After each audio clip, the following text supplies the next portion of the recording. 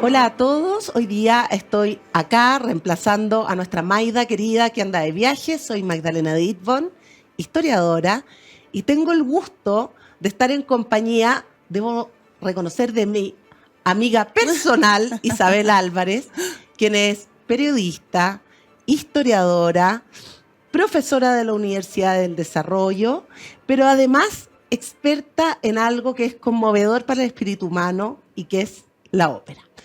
Isa, ¿cómo estás? Gracias por venir. Estamos encantados. Yo, personalmente, encantada de tenerte. ¿Cómo estás? Muy bien, Maida. Muchas gracias por la invitación. Feliz de estar acá para conversar de historia y de música. Estoy feliz, muy contenta. Estuvimos con la Isabel viendo más o menos por dónde nos íbamos a tirar, porque la música es infinita, la ópera me imagino que también. Pero primero, lo que más me conmueve de esto es que esta afición por la ópera, y yo diría más que afición, hoy día eres una especialista de la ópera y desde la historia de la ópera, viene desde las emociones, desde lo personal, desde tu vida personal. A ver si nos puedes contar un poco. Sí, la verdad es que hay una historia ahí personal que tiene que ver con mi padre, Orlando Álvarez, abogado, pero que su gran pasión, tenía muchos intereses en la vida de él, pero la ópera fue una, y fue un crítico musical de las revistas más importantes de ópera en el mundo, la revista Ópera en Londres, de Ópera Canadá, Montsalvat en Barcelona, y la verdad que nos dejó esta especie de herencia, de legado, que es el gusto por la ópera, no solo a mí, a toda mi familia. Así que desde ahí me muevo yo. ¿Y tú cuando chica entonces estaba tu papá, ponía una ópera o los llevaba a la ópera? ¿Cómo fue crecer en ese mundo de la ópera? En ese mundo, mira, él junto a varios amigos abogados, Carlos Cruzcoque, ¿Sí? Arturo Alessandri, que eran todos amantes de la ópera, se organizaron y formaron la Corporación de Amigos de la Ópera. Ya. Y trataron de revitalizar la ópera para que las temporadas líricas en el Teatro Municipal, que se habían visto interrumpidas por temas de coyuntura política, qué sé yo, volvieran a ofrecerse óperas de buen nivel, con buenos cantantes. Llamaban a Plácido Domingo, que fue el primero que se sumó, en el fondo buscaban a los cantantes que estaban dando como que hablar en los escenarios importantes del mundo, los invitaban a Chile, los traían.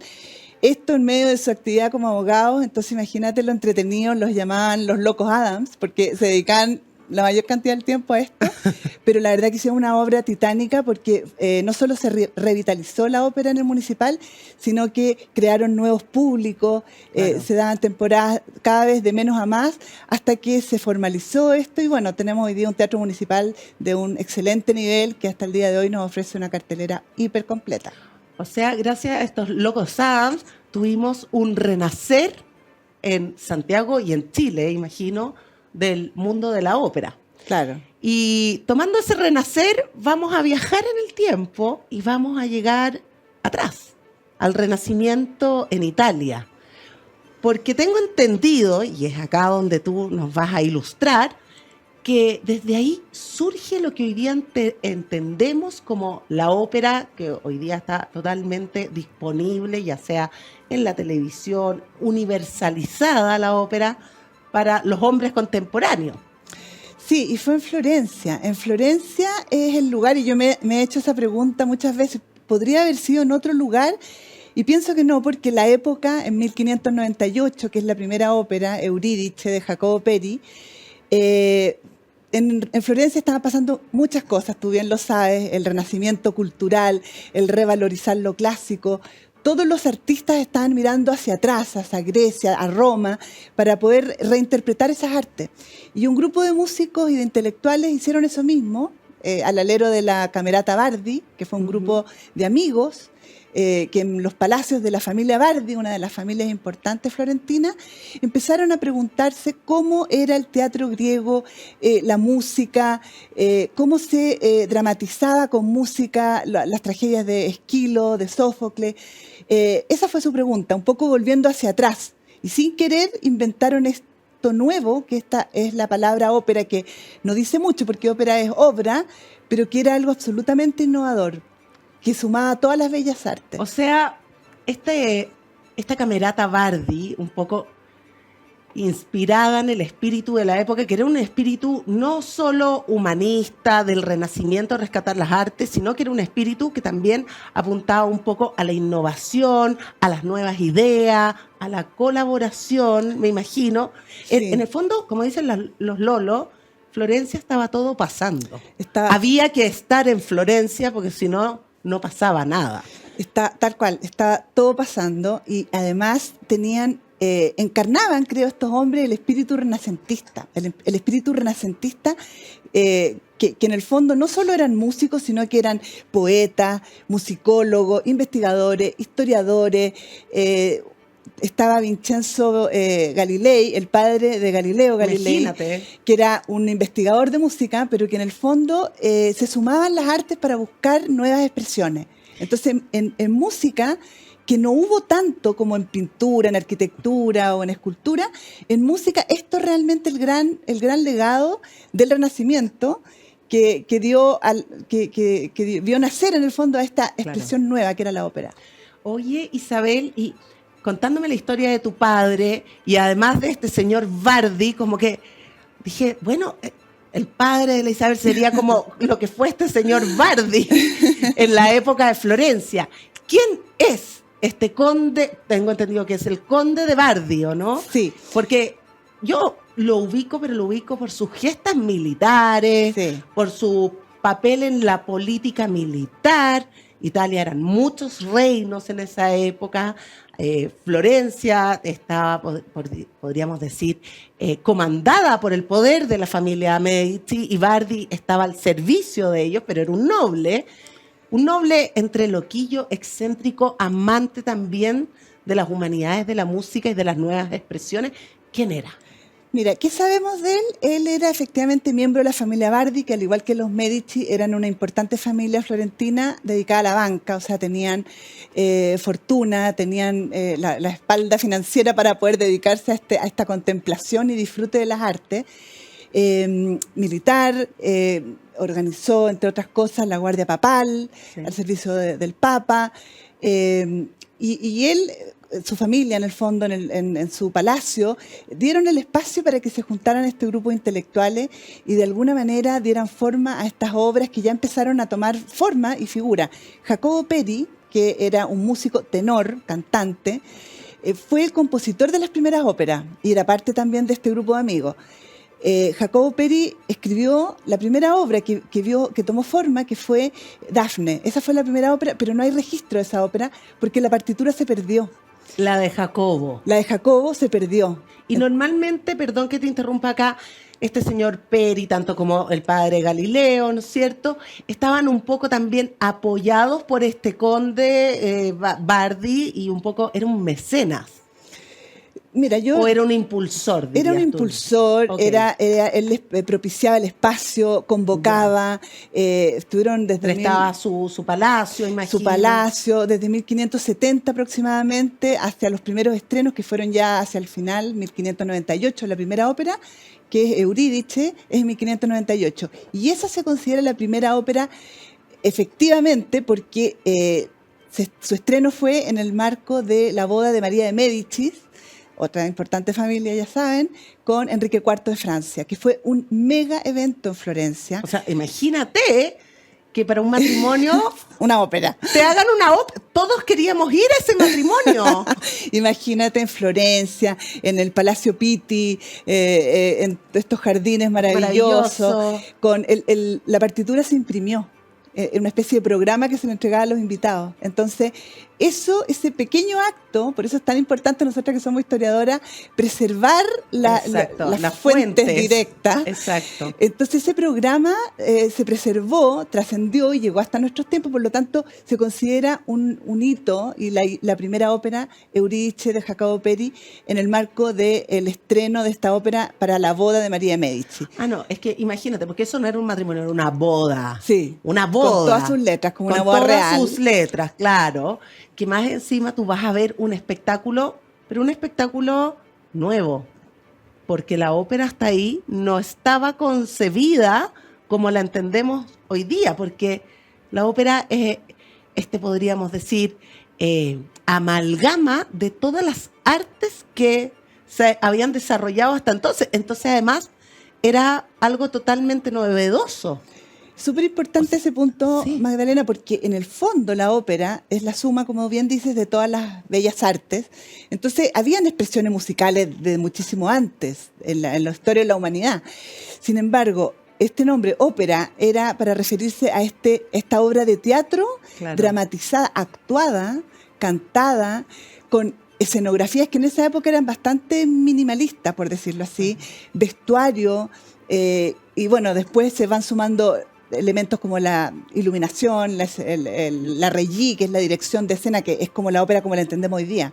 Pero el origen de la ópera, y eso hay que entenderlo súper bien, fue en estos palacios florentinos, entre círculos de nobles, de intelectuales, que con este anhelo de ir a rescatar estas obras clásicas para ponerle música y poder ofrecerlas a círculos más bien de élite, diría claro, yo, vieron nacer algo absolutamente nuevo, innovador, maravilloso. Ahí pierdo toda objetividad porque tú sabes que yo amo la ópera. Entonces, eso es lo nuevo. Por eso es la ópera. En 1598, en Florencia, no podría haber, pienso yo, nacido en otro lugar. Era como el ecosistema fértil, claro, que estaba dando fruto en muchos ámbitos de las artes y ¿por qué no en la música? Sí, porque además cuando uno se pregunta, bueno, ¿por qué ahí? Bueno, primero que todo yo me imagino porque había una clase burguesa emergente muy importante, que el burgués tiene esta como doble cualidad, por un lado de que son, podríamos decir, los nuevos ricos, pero los que están generando innovación en todo lo que es la nueva economía del sistema mundo, pero además son estos nuevos ricos que se culturizan, que mandan a sus hijos a las universidades. Florencia, además, muy cerca de Bolonia, la primera universidad.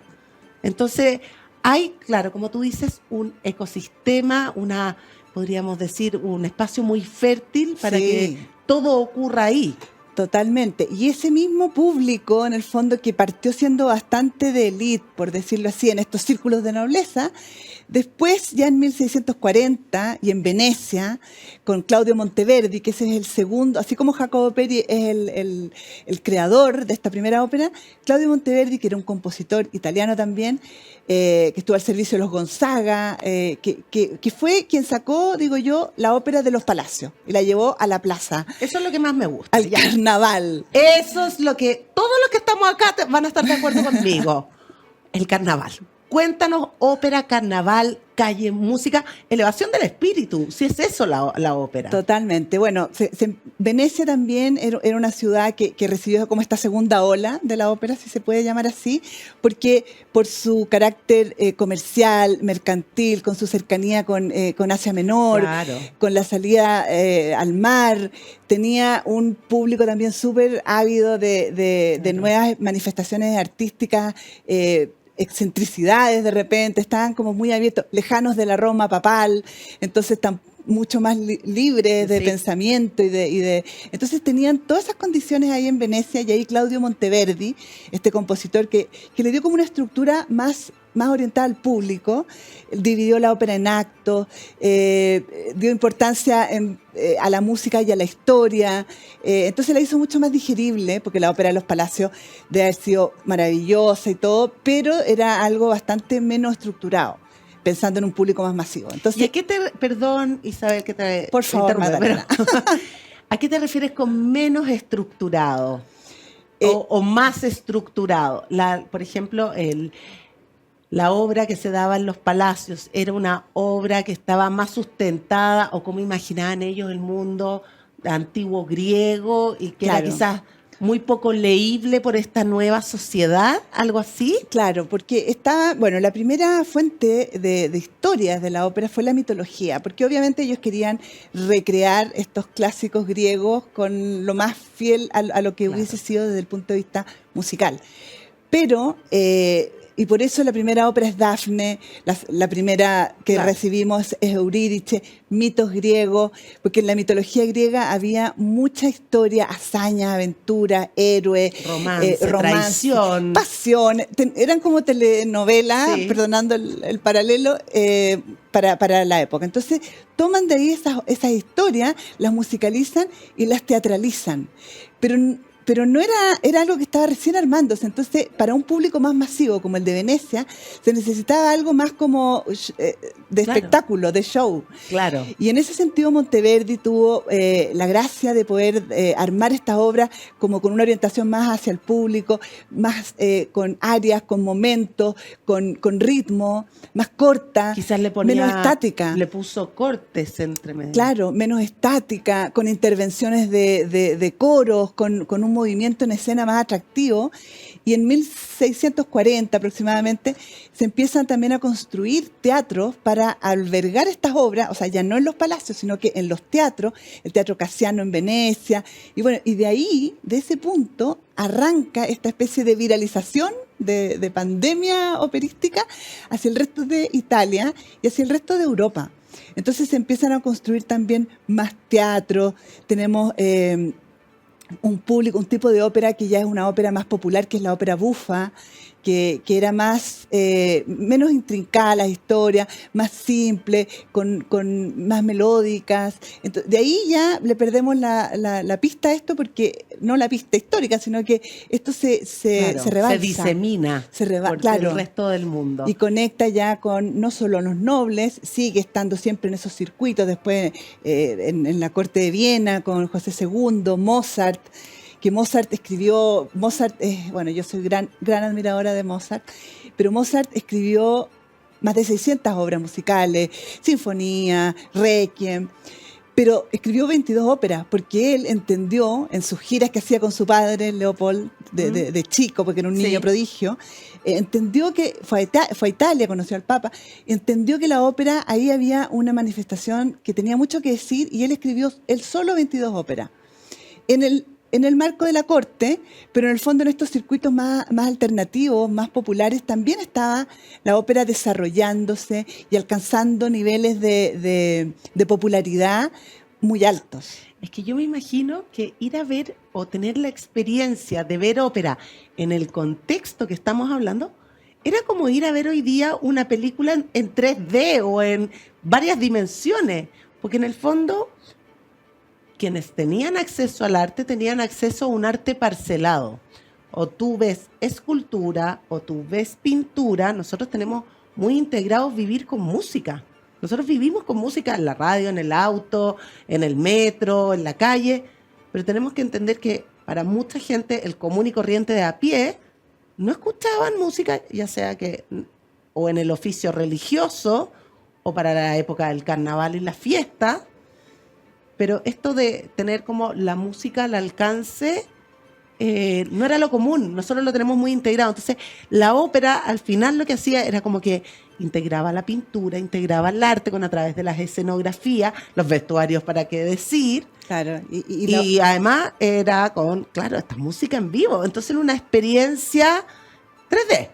Totalmente. Y así se fue desarrollando en la época barroca, que era una ópera que ahí también se cometieron algunos excesos, porque estaban los castrati, estos hombres que los mutilaban para poder, porque las mujeres no podían cantar, no eran parte del elenco, entonces necesitaban voces agudas, altas, y para eso los mutilaban para que tuvieran estas voces. Farinelli, el gran castrati, con escenografía, hay en varias películas, en la misma película Amadeus se muestra estas escenografías que eran casi como mecánicas, en que hacían subir y bajar en el escenario elementos para darle como al público también una experiencia 3D, como dices tú, visual, atractiva, que impidiera que estuviera el cantante estático parado 2 horas arriba del escenario, Claro. porque eso era aburrido para el común de los... entonces la ópera empieza a tomar forma y de ahí en la especialidad mía, al menos de ópera, que es el siglo XIX, con el periodo romántico, con Verdi, bueno, con el bel canto, Rossini, Bellini, Donizetti, Verdi, Wagner en Alemania, Puccini después en Italia. Ahí realmente yo me atrevería a decir que tiene este espectáculo tipo Hollywood, en que los Claro. cantantes, las cantantes eran verdaderas divas, los compositores, Verdi y Puccini eran verdaderos cracks, que estrenaban una ópera, se esperaba el estreno así, pero ansiosamente, porque en vida, a diferencia de Mozart, que murió a los 35 años, pobre, en una fosa común, y que su revalorización musical fue mucho después, Verdi y Puccini vivieron su gloria en vida, porque Claro. era el espectáculo del momento, que congregaba en la Scala de Milán, Lo que pasa es que se convirtieron finalmente en símbolos de su nación, tuvieron un papel muy importante, sobre todo Verdi, con todo lo que fue la unificación italiana. Entonces, podríamos decir que son esos ingredientes que le dan el alma a una causa también. Entonces, fue muy importante. Me encantaría que tocáramos Verdi con detalle, porque sé que además eres una experta en Verdi y una amante apasionada de Verdi, pero me quedó una duda al respecto. A ver si nos puedes contar. Me estabas contando de estos castrati y que no existía esta tradición de que la mujer pudiera participar en el mundo de la ópera. No sé si estoy equivocada, probablemente sí, pero me imagino que eso viene también de la tradición griega o del teatro griego, y eran los hombres entonces los que representaban los papeles de mujeres, y cuando eso deja de ser así. Claro, va evolucionando. En un comienzo, como te decía, en estos circuitos de nobleza eran representaciones bastante más simples, Claro. bastante menos pensadas para un público. Yo te diría que a mediados de 1750, por ahí, ya empieza, porque hubo toda una dictámenes que prohibían esta castración que se Sí. hacía de los De los castrati, de los cantantes, y ahí se evoluciona hacia una incorporación de las mujeres. Los registros musicales de mujeres que son soprano, mayoritariamente mezzosoprano y contralto, son la mayoría mucho más agudos, ¿no es cierto?, que el registro de tenor, de barítono o de bajo. Entonces se empiezan a incorporar ahí gradualmente, exactamente el año no sé, pero No, estamos claro. hablando como en ese periodo, en el periodo clásico en adelante. Pero mi pregunta es la siguiente, entonces. Antes de que se integrara la mujer a cantar, igual se escribía la partitura considerando estos tonos altos que iban a ser interpretados por hombres. Claro, lo que pasa es que en ese inicio de la ópera no existía como existe después la división entre este rol lo va a cantar una Perfecto. soprano, este otro rol lo va a cantar una mezzosoprano, como es hoy día. Este es un rol para Perfecto. barítono bajo. Ya. No había esa había especificación. esa especificación. Perfecto. Entonces se cantaba con los cantantes que daban el papel, el protagonismo, con mayoritariamente roles masculinos, y se interpretaban, claro, los roles femeninos también con el público, con los cantantes que había, pero se le daba un carácter mucho, mucho más importante a la historia, a la musicalización, a largos momentos de musicalización que Que iban al siendo personaje en sí. intervenidos por momentos de dramatización. Entonces ese es como Ah. y con orquestas que eran mucho más orquestas de cámara.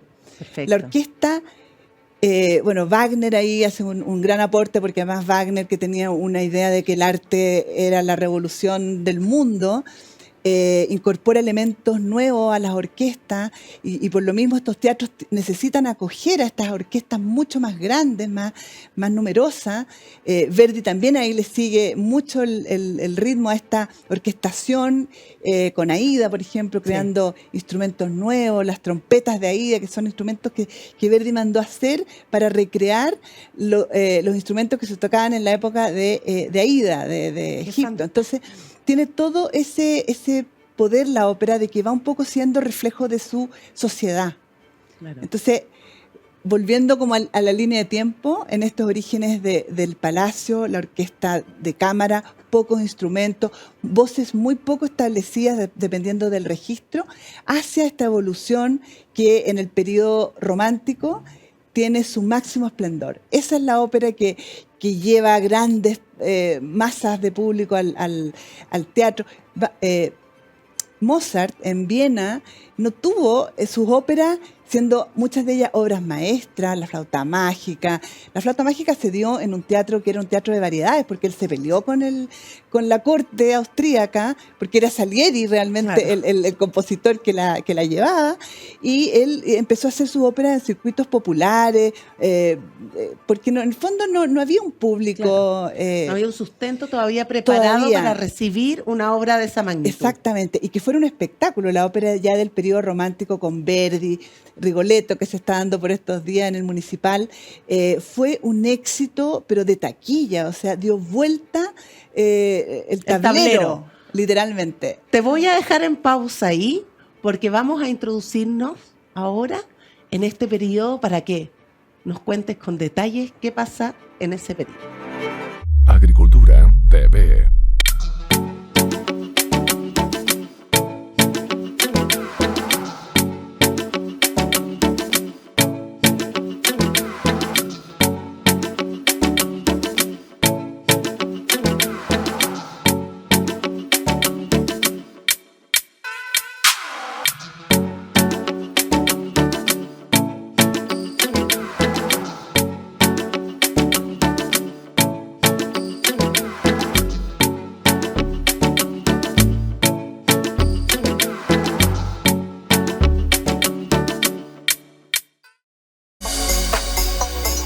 Saludarlo, acá estamos súper contentos partiendo ya otro capítulo de Desarrollemos Chile por las pantallas de Agricultura TV. Aquí se ha agradecido tremendamente que hemos hecho verdaderamente educación. Nosotros combinamos esas dos tecnologías y lo que logramos con eso es tener captura de movimiento en tiempo real dentro de la realidad virtual. Nuestro primer desafío es entender cuáles son los empleos de futuro, y es un problema metodológico. Porque se nota muchísimo la diferencia de cómo uno puede generar impacto en un proyecto. ¿Qué tal, amigos y amigas? ¿Cómo están? Trataba de modificar ese rol. Y se escucha la fuerza que tiene. En los programas hacíamos el libreto el mismo día. Una bandeja con fajos de billetes. Desenmarcarme de mi papá. Lo que he hecho en menos los entrenamientos, que uno aprendía mucho fútbol viendo los entrenamientos. Me gusta mucho el fútbol. Sí,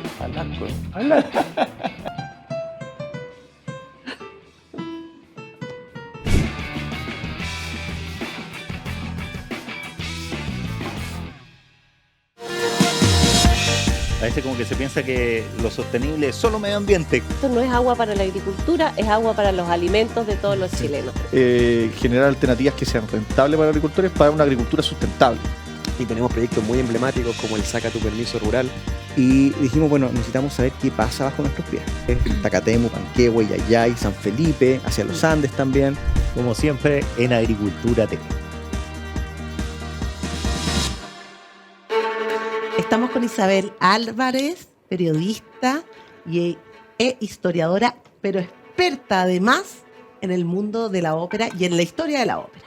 Y nos estaba contando Isabel apasionadamente, y yo estaba en la orilla de la silla escuchándola porque estoy muy entretenida, sobre la importancia de Verdi, no solo para Italia, en un contexto que nos va a explicar ahora Isabel, muy importante, sino lo que significa para el mundo de la ópera Verdi. Así que, Isa, por favor, síguenos contando esta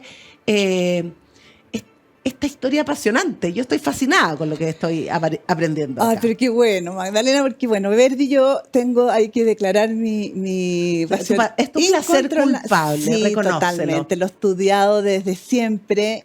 Su historia personal a mí me conmueve mucho porque él, italiano, nace en Róncole en 1813, en el norte de Italia. Su familia pobre, su padre tenía una taberna, él de alguna manera salió de ahí tratando de entrar a la Scala de Milán porque su mecenas, que fue Antonio Baresi, quien fue su suegro después, vio este talento de este niño que tocaba el órgano en la iglesia, y él intentó entrar al conservatorio y lo rechazaron. Ese primer punto a mí me parte el alma porque es una especie de historia de resiliencia, Verdi. Al no poder hacerlo vía conservatorio, con el apoyo de su mecenas, después posterior suegro, Antonio Baresi, estudia con un maestro, Antonio Laviña, particular, y él empieza a incursionar, se casa con la hija de su mecenas, con Margarita Baresi, tienen 2 niños, y en menos de 3 años mueren sus 2 hijos y su mujer. Queda solo en el mundo. Queda no solo en el mundo, sino sumido en una depresión con unas primeras óperas que no fueron para nada exitosas, un Giorgio di Regno, en fin, que ha sumido en una depresión de la cual solo sale por una invitación de la Scala de Milán a escribirle la música a una historia que era Nabucco. A ver, en 1841-42. Cuéntanos un poco de Nabucco y de esta invitación. O sea, él ya era reconocido como un gran músico si lo invitan de la Scala de Milán. Estaba en un circuito en que, porque en esa época los grandes teatros como la Scala de Milán y los otros teatros importantes de San Carlo, Nápoles, la Fenice en Venecia, te encargaban ópera. Perfecto. A estos compositores que empezaban a dar que hablar. Pero Verdi, antes de Verdi venía toda esta camada, Rossini, Bellini, Donizetti, que habían tenido grandes éxitos de ópera. Ya la ópera venía desde del canto, que es lo que está antes, con un movimiento súper interesante. Pero Verdi, con este traspié personal, este dolor inmenso en el cual se sume, está como un poco casi dejando de lado este camino y lo invita a la Scala de Milán, un amigo de él, y le pasa este libreto y le dice, ponle música y hagamos una ópera Nabucco. Y ese es su primer éxito, que coincide con un anhelo del pueblo italiano que ya venía de problemas entre estos reinos, de guerra napoleónica, de un montón de temas internos, y con un anhelo de ser una nación, en ese minuto, el norte bajo el dominio austríaco, de ser una nación italiana, propia.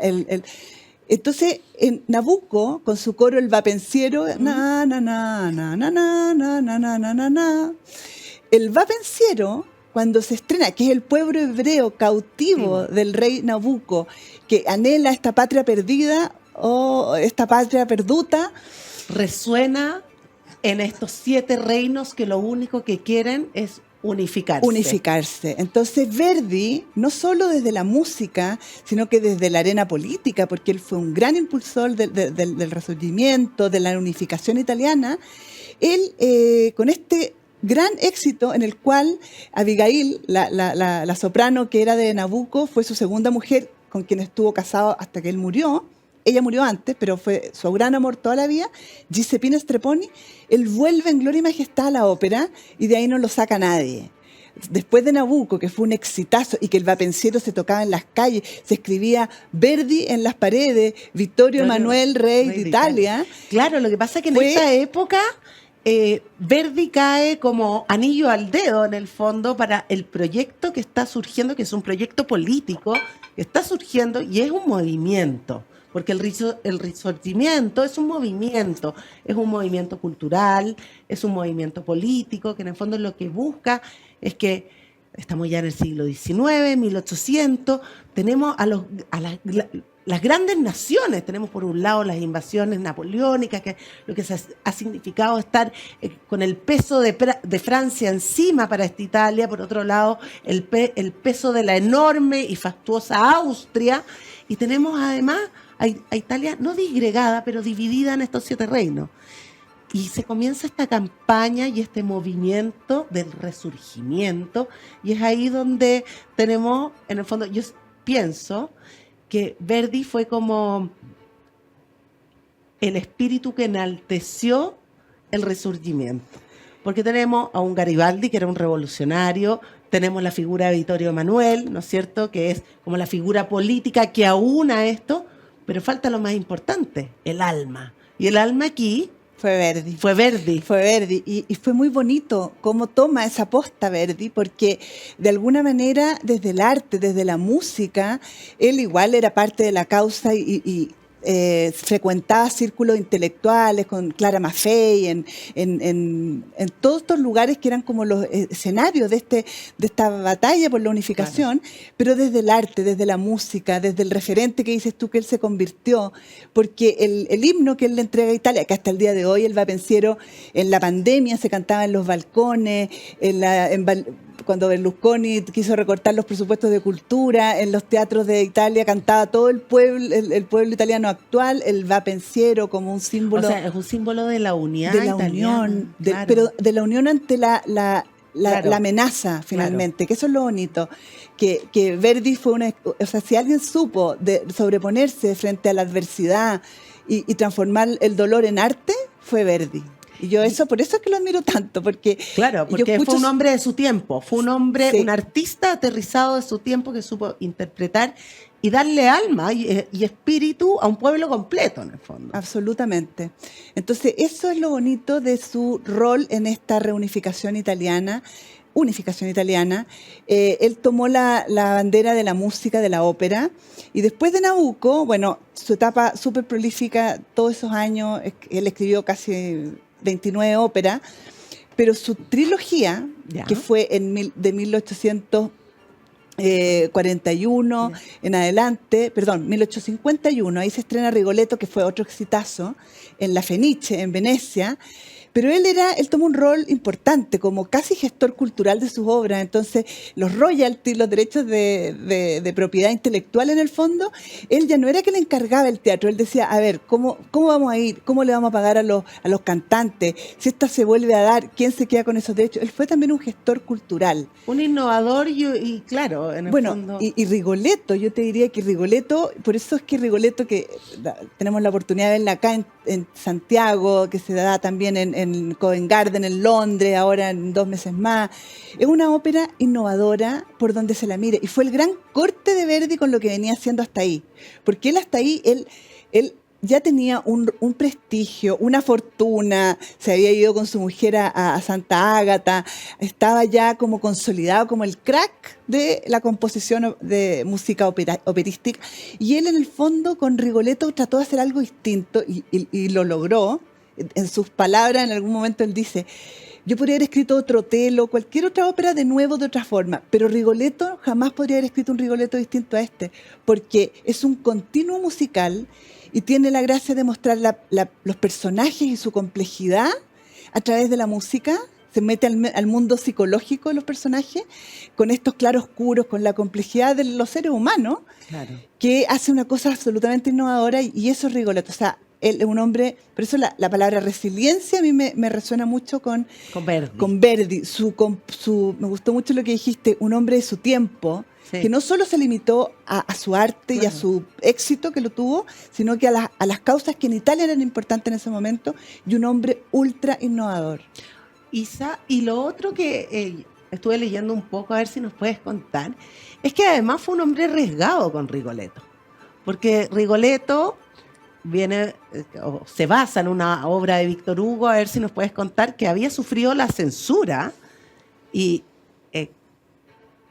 que Verdi en cierta manera supo reinterpretarla, retomarla. Cuéntanos un poco de dónde viene Rigoletto, porque era un bufón. Claro, antes me gustaría como a dar como el contexto. Perfecto. Que en la ópera, la historia que uno va a contar con música, porque eso es la ópera en resumen, esa historia que uno cuenta tiene generalmente un respaldo de una literatura. En el caso de los renacentistas fueron los mitos griegos, y ahí fue evolucionando hacia literatura universal. Víctor Hugo, Shakespeare, Lord Byron, en fin. El mismo Verdi era fanático de Shakespeare, fanático. Él escribió Otello, Macbeth, escribió Falstaff, que se inspira en las alegres comadres de Windsor. Entonces Verdi y todos los compositores de este periodo, porque ya había una producción literaria ya universal, importante, claro, desde Shakespeare en adelante. Entonces Verdi toma la historia aquí de Víctor Hugo, de una obra que Víctor Hugo mismo había escrito 20 años antes, que se llama El rey se divierte, y que era una obra de crítica, claro, al poder político, en este caso al rey de Francia, que fue muy mal visto por los censores austríacos en Italia, que estaban en el norte de Italia. Entonces, el nuevo estreno de Verdi, y por eso Verdi jugado, él le puso la maledizione, porque en la historia de Rigoletto, que es el duque de Mantua, este hombre abusador, lascivo, que acosa a mujeres, que va de cuesta a cuela, como dice él, esta o aquella, todas me dejan bien. Este duque de Mantua, abusador, mata y abusa de la hija de Monterone, de un noble de Mantua. Todo esto sucede en Mantua, y maldice al duque y a Rigoletto por lo que le han hecho a él. Y ahí esa maledizione que le tira, le había dado el nombre original a Rigoletto, la maledizione.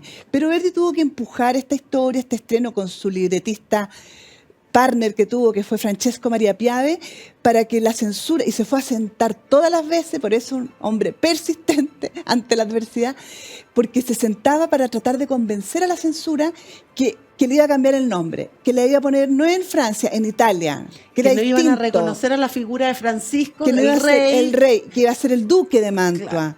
que no se iba a llamar Blanche ni Triboulet, como se llamaba en el drama de Víctor Hugo, sino que Rigoletto y Gilda, como se llama en Rigoletto. Entonces, después de todo eso, yo no sé qué habrá hecho Verdi, pero le dijeron, vamos con Rigoletto, que es el nombre de la alegría, de un baile de alegría, Rigolet, con este bufón que le tapa todas las maldades al duque de Mantua y que tiene a su hija casi encerrada en su casa para que no caiga bajo las garras de este duque de Mantua depredador. Cosa que sucede. Esa es la historia del drama de Rigoletto. Cosa que sucede. Y Rigoletto tiene esta cosa, como tú decías, de volver como al individuo, de, perdón, mostrar como los claros oscuros, las luces y sombras que tiene la vida y que tenemos cada ser humano. Entonces, tiene como esa gracia de destacar lo que es la vida en sí, una tragicomedia, podríamos decir. Totalmente. Y también los intrincados caminos de cada personaje. Totalmente, porque Verdi en eso fue un maestro.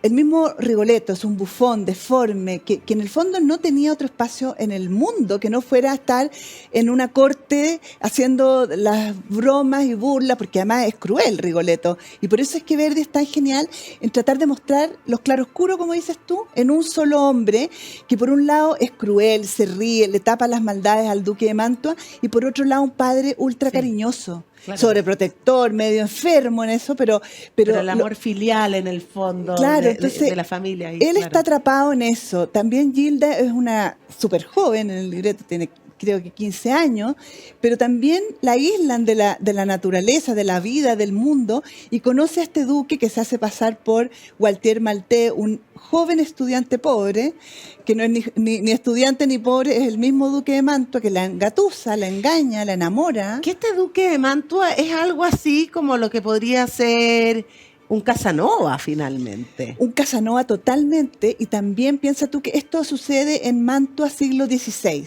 O sea, estamos, la Edad Media, que es del siglo V al XV, claro. Estamos saliendo de esta sociedad feudal y hay como resabios de este señor feudal que tenía una especie claro. de derecho de pernada, claro. Derecho de pernada, que era pasar la primera noche con la mujer de sus súbditos, de sus siervos, de sus siervos, sí. Entonces, eso de alguna forma lo rescata el duque de Mantua, claro. Porque él se jacta, se precia, canta la donna è mobile, cual pluma al viento, la mujer es volátil como pluma al viento, cambia de acción y de pensamiento, con una misoginia casi, con un desprecio total por los sentimientos, por el amor.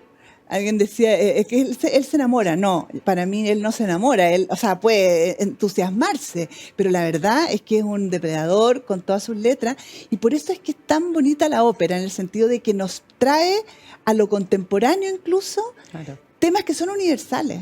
El poder, el abuso del poder, claro. La fragilidad humana, el deforme, que Rigoletto con su joroba y con su deformidad física, en el fondo está encarnando a esas personas que están fuera de la sociedad y que no tienen otro camino que el camino del mal, por decirlo así, o de la marginación. Es muy interesante como Verdi toma esos personajes, tanto Gilda, el duque, Monterón, Sparafucci, hay un asesino, porque Rigoletto... No quiero ser spoiler para los que quieran ver Rigoletto, que la pueden ver en YouTube, hay muchas versiones, pero Rigoletto en el fondo contrata a un sicario para que finalmente se vengue de esta humillación que le han hecho a él, porque el duque de Mantua abusa, secuestra y deja de lado a su hija. Entonces ese es el gran drama puesto en música, con la complejidad humana en forma... Y que tiene mucho de shakespeariano también, total. Y mucho también de tragedia griega, porque en el fondo Rigoletto parte protegiendo a su hija, pero indefectiblemente va a terminar ahí el círculo. Totalmente, acá no hay... Rigoletto realmente es un thriller de suspenso, uno no puede un segundo dejar de seguir la acción, porque en esa acción pasan muchas cosas, está lleno de detalles, de casi como si fuese una comedia de espionaje, una tragedia, porque en este caso termina en tragedia, pero está llena de detalles, de escenografía. Hay una escenografía final en que en la taberna donde este sicario va a matar al duque de Mantua es tridimensional, porque tiene una bajada al río donde botan los cuerpos, tiene un segundo piso donde aloja al duque de Mantua, al que supuestamente tienen que matar. Hay una noche de tormenta, o sea, shakespeariana total. Es que Verdi era tan admirador de Shakespeare que yo creo que hizo hizo varias óperas de Verdi, de Shakespeare, pero le hubiera gustado hacer más, tengo la sensación. Y Macbeth la hizo varias veces porque no estaba, era un persistente, obsesivo, perfeccionista, maestro, y en Rigoletto en el fondo ocupa esos recursos, lo que te decía, en esa escena final una tormenta, con trueno, con voces del coro que simulan el viento. Ay, maravilloso. O sea, Isa, mira, perdón, es que yo estoy fascinada y Larisa también. Vamos a hacer una pausa y nos vas a seguir contando de esto, meternos puertas adentro, dentro de la obra. Perfecto. ¿Ya? Vamos a una pausa. Agricultura TV.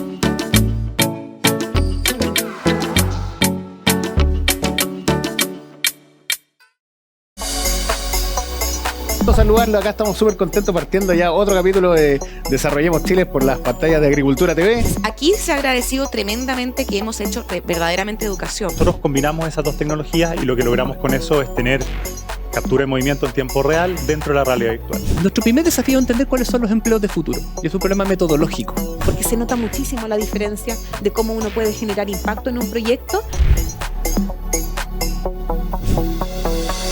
¿Qué tal, amigos y amigas? ¿Cómo están? Trataba de modificar ese rol. Y se escucha la fuerza que tiene. En los programas hacíamos el libreto el mismo día. Una bandeja con fajos de billetes. Desenmarcarme de mi papá. Lo que he hecho de menos en los entrenamientos, que uno aprendía mucho fútbol viendo los entrenamientos. Me gusta mucho el fútbol. Sí, al arco.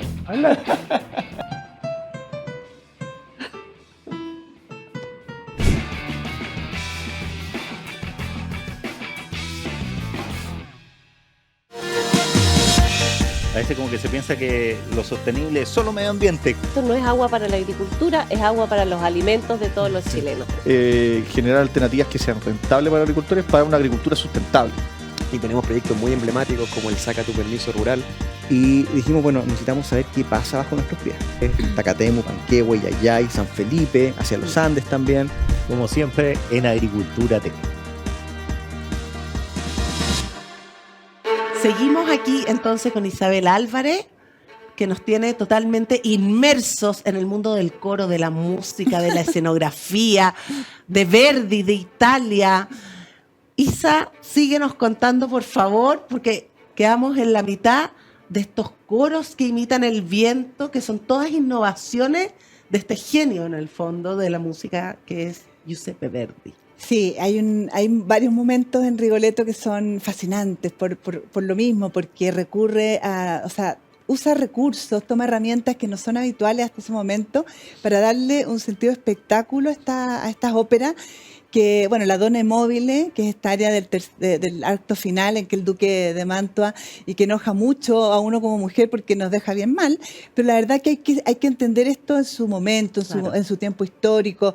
Verdi también, que era un hombre moderno, a mi juicio, entonces ponía, finalmente esto es una crítica también a ese hombre, a esa visión de la mujer. A ese Don Giovanni, finalmente. A ese Casanova. Claro. Lo pone, no hay que tomárselo en la personal, sino que verlo en su contexto. Y esa área, la Donna Mobile, la ópera entera fue un exitazo, se estrena en 1851 en Venecia, en la Fenice, y al día siguiente La Donna Mobile era como el hit, si hubiera habido radio, habría sido el hit número 1 del momento. Sonaba en las plazas de Venecia, la gente lo cantaba al día siguiente, Totalmente. porque además es muy pegajosa. Sí, y habían unas especies como de estas cajas musicales grandes en que se programaban, estos organilleros grandes que programaban estas como grandes áreas o grandes piezas musicales, y esto se escuchaba en toda Italia. Entonces, de Rigoletto en adelante, Verdi, bueno, fue una vida prolífica en obra. Su trilogía es Rigoletto, El Trovador y La Traviata, que las escribe entre 1851 y 1853. O sea, en 3 años, 3 obras maestras, como son estas 3 óperas. 3 visiones universales de lo que es el ser humano, finalmente. De lo que es el ser humano, de lo que puede ser en el fondo las emociones. Hay un tema aquí con las emociones. Yo personalmente, yo te diría que la música, a mí la conexión máxima de la música es que de alguna forma me hace consciente de mi mundo interior, de mis emociones, de mi conciencia de alma, de mi conexión con lo que no es tangible. Eso es la música, y poner eso en nota, en melodía, es un talento que yo admiro mucho, y por eso es que creo que en la música y en la ópera se suman todas las artes. Yo he ido con gente a la ópera que a lo mejor no conecta tanto con la música, pero conecta con el arte. Y en la ópera tú tienes escenografía que te ponen en escena una historia, un momento, un tema, la iluminación, el ballet. En la ópera también se incluye ballet, en algunas, no en todas, pero entonces tú tienes todo el teatro, porque un buen cantante de ópera no solo tiene que dar el agudo, no solo tiene que dar la nota, sino que tiene que en el fondo interpretar. Claro. Y por eso es que una María Callas, por ejemplo, era la máxima expresión de cantante, de diva, la divina María Callas, porque no solo tenía una voz única, sino que tenía una capacidad de interpretar los roles magnífica. Entonces, eso es la ópera, y claro, hoy día la ópera, después de este siglo dorado que llamaría yo el siglo XIX, con Verdi, después vino Puccini, que Puccini fue un gran admirador de Verdi también, y hizo menos óperas, 14 creo, por ahí, pero óperas que son todas obras maestras, que se programan en los más importantes teatros del mundo en forma permanente. Uno acá tiene una oferta a lo mejor más restringida, pero en el fondo en el Teatro Colón, en Estados Unidos, en Nueva York, en el Metropolitan, en el Covent Garden, en Londres. Si uno tiene la oportunidad de programar sus viajes con una ópera, es fantástico, porque es una forma de concentrar todas las artes en un solo espectáculo. Y es un gusto adquirido. Yo no digo que a todo el mundo le tenga que gustar, pero es interesante empezar a asomarse a la ópera. Asomarse a la ópera, porque creo yo, y veo que en eso coincidimos, que finalmente el arte, las expresiones de arte, no solo son un camino hacia el interior, sino que es la plena conciencia de lo que los hombres podemos hacer juntos. Y eso es una elevación del espíritu superior. Totalmente, no podemos estar más de acuerdo. Sí. Nosotras, almas humanistas, totalmente, imposible no decirlo. No. Así que yo, Isabel, te quiero dar las gracias. He aprendido como nunca. Voy a ir a ver Rigoletto. No sé que lo están dando en Santiago ahora. Voy a tratar de ver si quedan entradas. Estoy encantada de haberte tenido. Ojalá tengamos una segunda vez, no me cabe duda que va a ser así. Muchas gracias, he aprendido mucho y lo he pasado muy bien. Muchas gracias a ti por la invitación, Magdalena. Yo feliz, a mí no hay nada que me guste más que hablar de ópera, de sumar nuevas audiencias a la ópera, porque sin público no hay ópera. Creo que en la ópera hay que perderle el miedo a la ópera. En la ópera hay historia, hay emoción, hay música, hay muchos elementos. Así que ojalá que todos se hayan sentido un poco más cerca de la ópera con esta conversación. Yo también lo pasé sin duda súper bien. Y viva la ópera. Viva la ópera. Viva Verdi. Viva Verdi. Gracias, Isa. Gracias. Muchas gracias por venir.